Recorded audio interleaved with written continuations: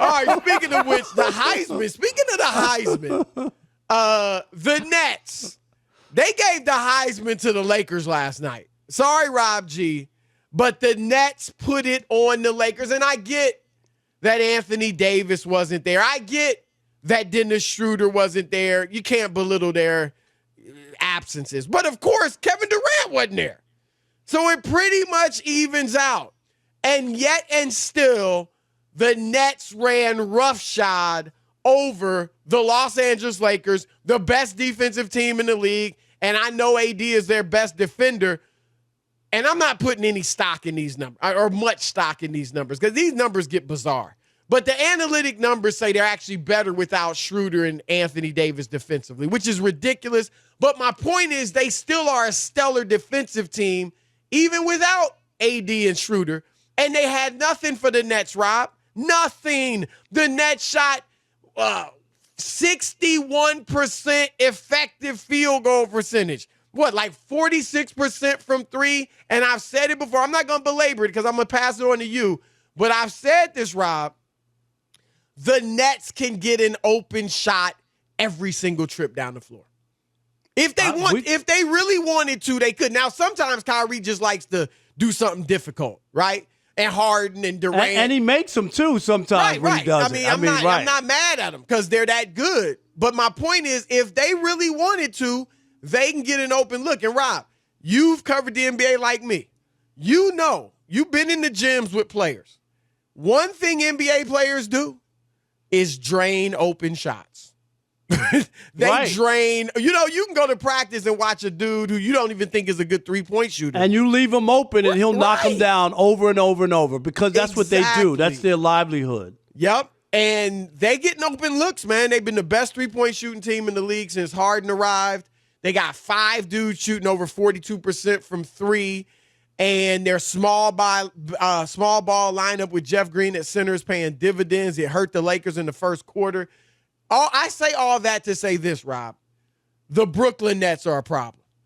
Now, I picked them to win the East already. They're definitely winning the East. The only thing that can stop them from winning the East is if 2 of their stars get hurt. Probably not even 1, but 2 of them get hurt. Or there's some type of implosion. That's it. Because they can only stop themselves, right? They can only stop themselves. There's no doubt. And I'm not coming off the Lakers yet. I came off the Lakers at Christmas last year when they lost again to the Clippers and regretted it, obviously. I'm going to stay there a little bit, but I'm watching, and these Nets are hardcore. So I'm going to pass it to you. I'm going to just say what I got from that last night was scary. That the Nets are scary good. They're not even there yet, Chris. You know what I mean? Like, they've only played, 7 games. What is it? Is it 6 or 7 games together? 7. That's it. And then the numbers that, again, on top of each other that just forget about. If you want to poo-poo the Lakers and have Anthony Davis and Schroeder, all right, if you want to do that, that's fine. They're 11-1 against teams over 500.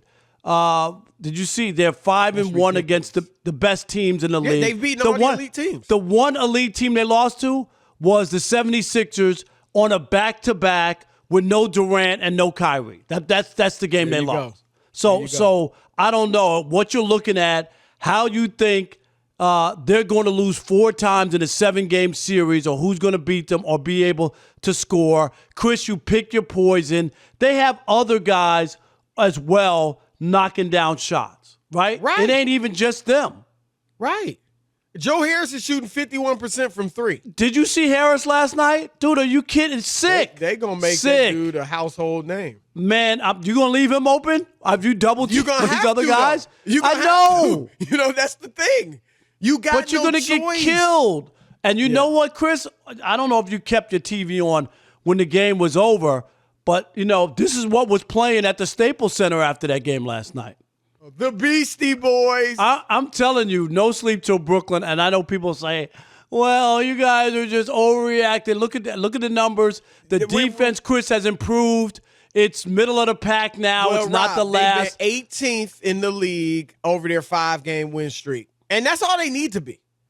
That's all they need to be. They're so great offensively that they just need to be mediocre. I'm going to say this, Rob. They probably could get away with being the worst defensive team to ever win an NBA championship because their offense is that good. So they don't have to be the bad boy Pistons defensively. They just need to be adequate, and they've been adequate lately. They're paying attention to that end of the floor. Durant's only going to help on that side of the ball, and so yeah, Rob, they getting it. So let me ask you this. I'm gonna throw this to you. We don't know. We'll see. Let's see how it plays out. But hypothetically, if this big three, let's say it becomes something like Golden State, all right, where they dynasty and they run off a string of championships and keep LeBron from winning another one. Do you feel bad for LeBron? Because he obviously was foiled from a historic great big three in KD, Steph, and Clay. And then he could be foiled yet again from KD, Harden, and Kyrie, another historic big three. Would you feel for him? Not at all.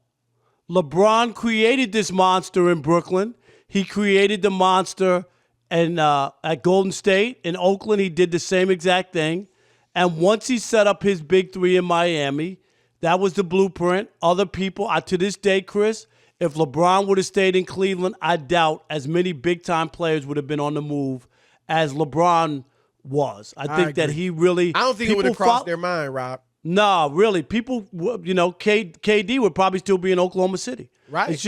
I really believe that.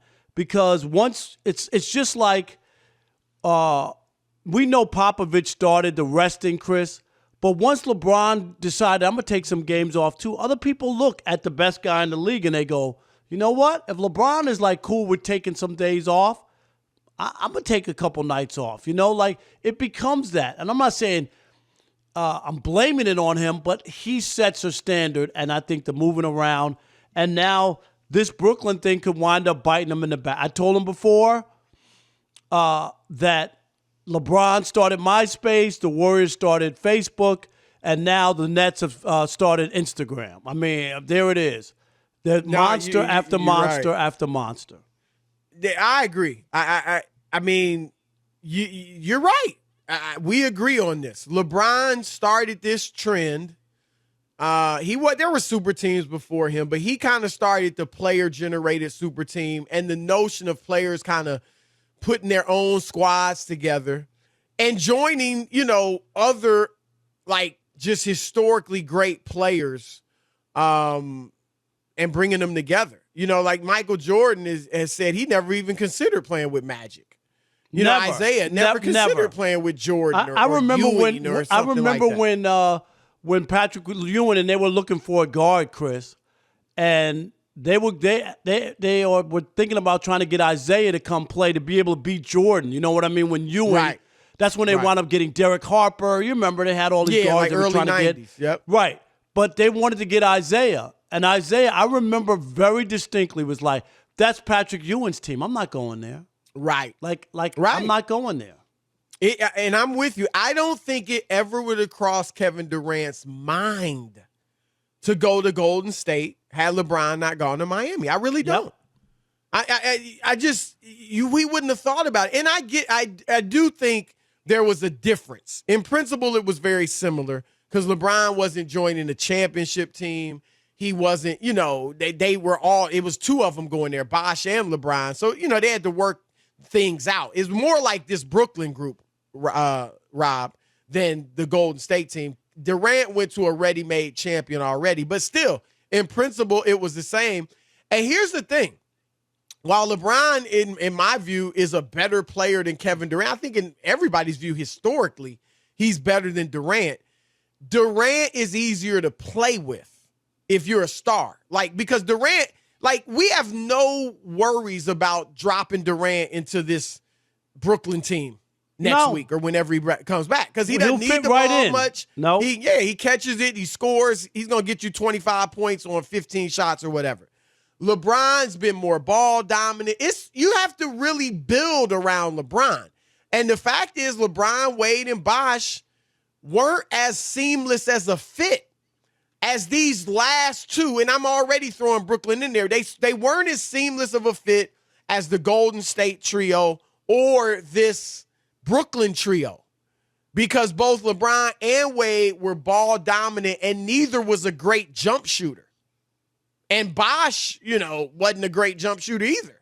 So when you got shooting and you can spread the floor, that makes it easier to play together. And so LeBron had his big three, historically great big three, and they won 2, and that was great. And they were, they won 27 straight in the regular season. You can't take that away from them. But they didn't maximize that time together. No, because they didn't do anything special. They didn't do right. If they would have won 3 in a row, Chris, they would have been among some of the greatest teams. Historically That's great. Absolutely. Right. They didn't do it. They did. A lot of teams have won two in a row. 3 is what would have separated them, and they didn't get there. Right. And Durant, even though they didn't win 3 in Golden State, it was only because of injury. But they pretty much, without the injury, they maximized what they could do together. And we'll see. The jury's out on this Brooklyn team. But I'm with you. And look, LeBron's going to have something to say about this. He's got AD. Schroeder's not on the level of Kyrie and these other third guys on these great teams, but he's still a very good player. And LeBron and AD are exceptional. So they're going to have something to say about it. But it is a possibility that LeBron could be foiled once again by a historic big three, as was the case when KD joined Golden State. Would you feel for LeBron if this Brooklyn trio becomes all-time great and keeps him from winning another championship? Your turn to weigh in. All right, let's start with Marley in Maine. You're on the Odd Couple Fox Sports Radio. What's up, Marley? Hey, first-time caller. I've been listening to you guys' show for a long time now. Thank you for calling in, brother. Yeah, no problem. I just want to say, Chris Broussard, dude, you're just such a flip-flop, bro. It's like, it's either you're in with the Lakers or you're out, right? You can't I just keep it real. 1 foot in and 1 foot out. I'm not a fan. No, I just speak the truth. If I see something, I'm going to – what have I flip-flopped on? Last year was the Clippers. This year it's the Nets. I picked the Lakers to win it. No, what are you talking about? No, you're saying you're going to switch. I might. If midway through the season I'm thinking the Nets are better, I'm going to switch. I'm an analyst. I'm not here to be your fan. I'm not here to tell you nice things about the Lakers. I'm here to keep it real. No, you just got to stick with it. But anyways, about last night. No, I ain't got to stick with nothing, bro. You call up here, you better come correct. Look at that, Chris running off people. What are you doing, Chris? Let him talk. Go ahead, my Marley. job to analyze the game or to sit here and cheer. Okay. But anyways, about last night. Go ahead. About last night. So, Chris Broussard, you can't say the game was balanced last night when Schroeder is out and it's just LeBron versus Kyrie Irving, because Dennis Schroeder is another facilitator other than LeBron. When LeBron comes off the court, who's facilitating? KD was playing. My bad. I didn't know. No, but KD wasn't playing, so it was Kyrie and James Harden. You're telling me, but Marley, if Schroeder played, the Lakers weren't winning that game. I'm sorry. And Kyrie didn't even go off. Kyrie only had 16. He didn't have a great night. That guy scores 40 some nights. Come on now. I'll give it to you that, okay, you had 2 of your probably three or 4 best players missing. I'll give you that. But the absence of KD, look, the Lakers are always going to be down a superstar against Brooklyn, Rob. Right. Always going to be. It's always going to be 3-2. Yep. Right. Absolutely. It was 2-1 last night. So Mike in Memphis, you're on the Odd Couple Fox Sports Radio. What's up, Mike? Long time listener. Love your show, man. First time caller. Thank you, Mike. But, another first time caller. Yeah, we love it. We're supposed to do first time Friday, so I know. Very great. Nice. Organic. And by the way, I usually lean towards Rob because I'm really old school. But I don't think you have to feel for LeBron because I don't see these Nets winning a championship because, come on, we're all old school in a way. Defense wins games in all sports. You really old school. You so old school, you outdated. In all sports, baseball, football, basketball. I mean, let's face it, the Super Bowl, Todd Bowles should have won the MVP, not Tom Brady. We know that. You know, how many points did they score? They still had to score 31. I'm just saying that you gotta score. I don't think the Nets have the defense to win the NBA championship. Hey, I hear you, but the only problem is every good team in the league, they've beaten. So and I know it's not the finals or the playoffs or the Eastern Conference, Chris, but it's hard to deny. It's not like they're 500. They were 500. You could go, I don't know. I'm not sure that when a push comes to shove, they're going to be able to beat anybody. And the one game was a back-to-back, right? Without two of their stars. I can't. He's right about the defense. That's the question. We all know. But they don't have to be great defensively. They're not going to be great defensively. No, they're never going to be great. Okay. But, Chris, all they have to be is be in the middle of the pack. They can't be the all-time worst. Right. That's where you can't win. If you're 15th, 18th, 17th, with that offense, you got a chance to win. We are going to take a few more calls on this Brooklyn situation. Let's see what they're saying, real quick. Okay, Max in Georgia, you're on the Odd Couple Fox Sports Radio. What's up, Max?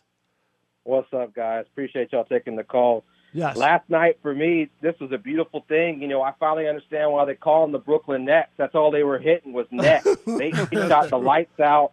They were moving the ball. They had the first half was better on that side of the rim. Having said that, LeBron, I'm calling him out for leadership and for, when you're not playing the team that's got the King Slayer, a.k.a. KD, you don't have to face him, and you come out with that type of enthusiasm and energy out the gate, it reflects on the whole team. And so last night's an indictment on him, the MVP for him.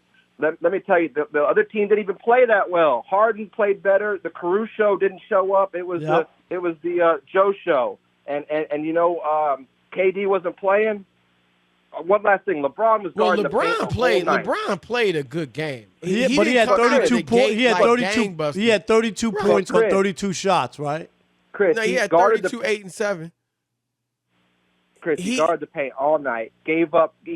They hit almost 60 points from the three-point line. He didn't want none of that. That's his fault. Team that's going to beat you from the three-point line. That was his fault that they hit the three? I mean, they've been hitting the three. They've been killing people from three over the last 5 games. I'm going to say this, too. I think, look, this is why I came off the Lakers last year. LeBron, and you know this, Rob, because we were at one of the games together. LeBron against the Clippers played the long game. I was frustrated with him in those first regular season games with the Clippers because I was like, "What? Why is he so passive? Will dude get more aggressive? What are you doing?" And I came off of him. Obviously, he was feeling them out, seeing what his teammates could do against him. And I think that was the case last night, Rob. He didn't need to come out and try to outscore the Nets. He wasn't going to do that. So I actually think LeBron played a good game. But they were overmatched. That's as simple as that.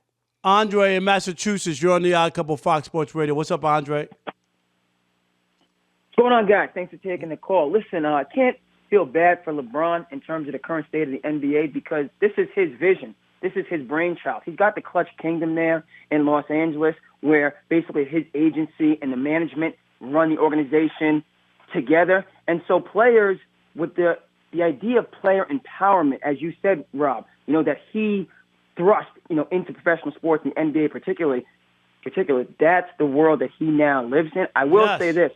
I'm interested, last year in the Clippers not stepping up to meet them in the conference finals and get that championship.